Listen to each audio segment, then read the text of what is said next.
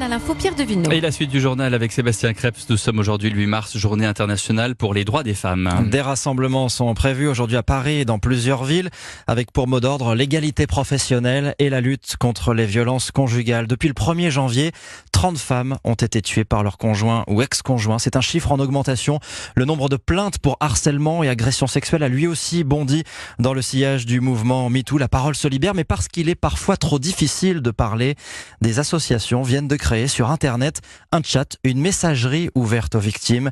Et c'est un robot qui leur répond. Explication avec Marguerite Lefebvre. Seul en face d'un ordinateur, moins intimidant qu'un tête-à-tête. Une simple page à ouvrir sur Facebook et le chat débute.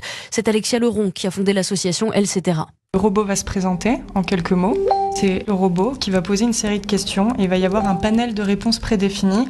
Ça va se dérouler comme ça automatiquement jusqu'à ce que le robot puisse comprendre quelle est la violence qui a été subie par la jeune femme. Agression sexuelle, harcèlement, mettre des mots sur les violences subies pour ensuite se faire aider. C'est l'objectif de ce robot, simplifier le premier pas qui est souvent le plus compliqué pour les victimes. 2 bureaux plus loin, Louise Delavier pianote sur son clavier. Là, j'ai un cas assez classique de photos volées. Avec son association En Avant Toutes, elle a fondé le tout premier chat destiné aux femmes victimes de violences. C'est parfois plus facile quand on a envie de pleurer, qu'on a la boule dans la gorge, de pouvoir parler par écrit.